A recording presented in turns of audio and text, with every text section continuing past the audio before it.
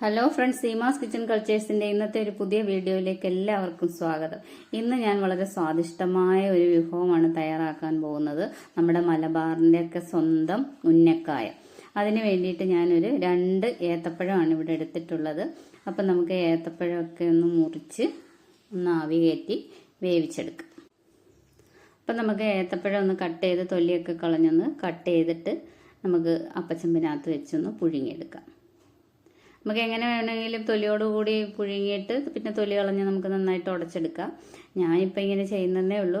ചെറിയ കഷ്ണങ്ങളാക്കി മുറിച്ച് വേണമെങ്കിലും വേവിച്ചെടുക്കാം. അതൊക്കെ അവരവരുടെ ഇഷ്ടം പോലെ. പിന്നെ ഈ കറുത്ത സാധനമൊക്കെ കളയണം, അതിന് വേണ്ടിയിട്ടാണ് ഞാൻ ഇങ്ങനെ മുറിച്ചത്.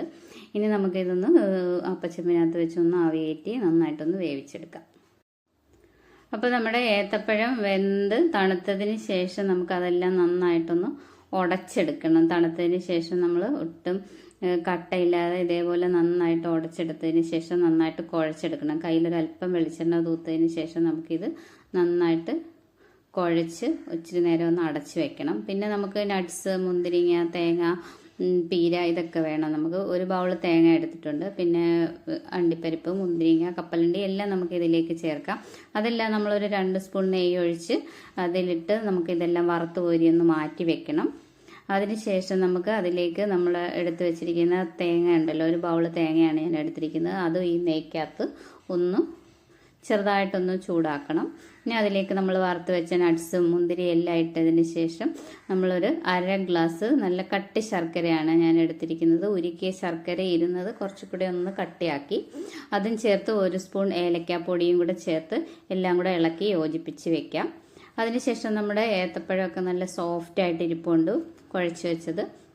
അപ്പോൾ അത് നമ്മൾ കയ്യിൽ ഇച്ചിരി ഒരല്പം എണ്ണയൊന്ന് തൂത്തതിന് ശേഷം ഇതേപോലെ പരത്തി അതിനകത്തേക്ക് നമുക്ക് ഈ ഫില്ലിങ് വെച്ച് ഉരുട്ടി നല്ല ഉന്നക്കായുടെ ഷേപ്പിൽ ആക്കി എടുക്കണം.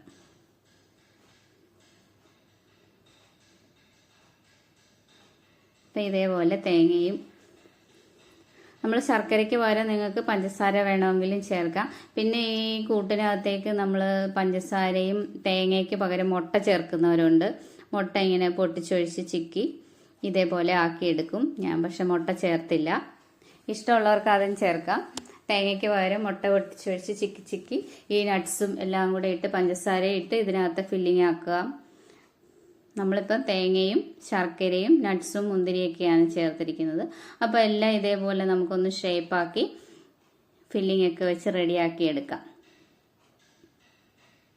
വളരെ എളുപ്പത്തിൽ നമുക്ക് ഉണ്ടാക്കാൻ പറ്റും. കുട്ടികളൊക്കെ വൈകിട്ട് സ്കൂൾ വിട്ട് വരുമ്പോഴത്തേക്ക് നല്ല ഹെൽത്തി ആയിട്ടുള്ള ഒരു സ്നാക്കാണ് ഇത്, ഏത്തപ്പഴം വെച്ച്. അപ്പോൾ എല്ലാവർക്കും ഒത്തിരി പേർക്കൊക്കെ അറിയാം. അപ്പോൾ എല്ലാവരും ഇതൊന്നും ഉണ്ടാക്കി നോക്കണം. എൻ്റെ വീഡിയോ ഇഷ്ടപ്പെട്ടെങ്കിൽ സബ്സ്ക്രൈബ് ചെയ്യാനും ലൈക്ക് ചെയ്യാനും ഒന്നും മറക്കരുത്.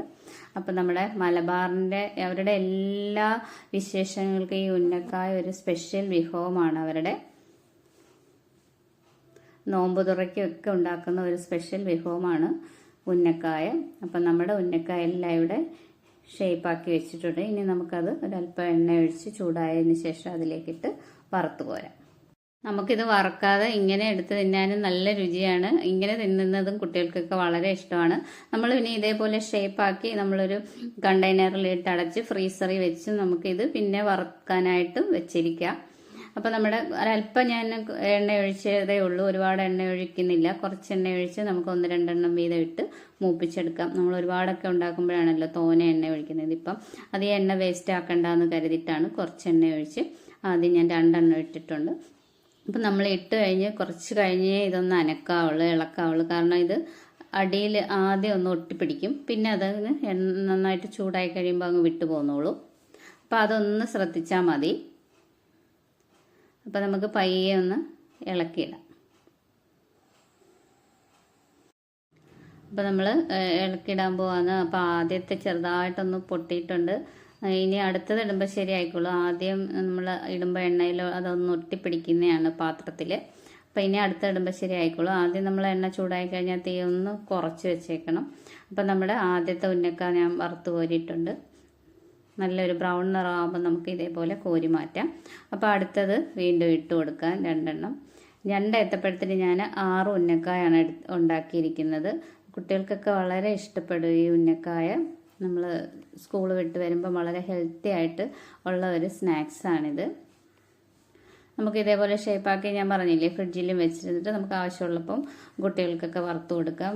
ഗസ്റ്റൊക്കെ വീട്ടുകളിൽ വരുമ്പോഴും നമുക്കിത് വറുത്ത് കൊടുക്കാം. ഫ്രീസറിൽ വെച്ചേക്കണം. അപ്പോൾ ബാക്കിയും കൂടെ നമുക്കെല്ലാം ഒന്ന് വറുത്ത് കോരിയെടുക്കാം. വളരെ രുചികരമായ ഉന്നക്കായ ഇപ്പോൾ ഇവിടെ റെഡി ആയിരിക്കുന്നു. എല്ലാവർക്കും എൻ്റെ വീഡിയോ ഇഷ്ടപ്പെട്ടെങ്കിൽ സബ്സ്ക്രൈബ് ചെയ്യാനും ലൈക്ക് ചെയ്യാനും ഒന്നും മറക്കരുത്. അപ്പോൾ എല്ലാവർക്കും താങ്ക് യു.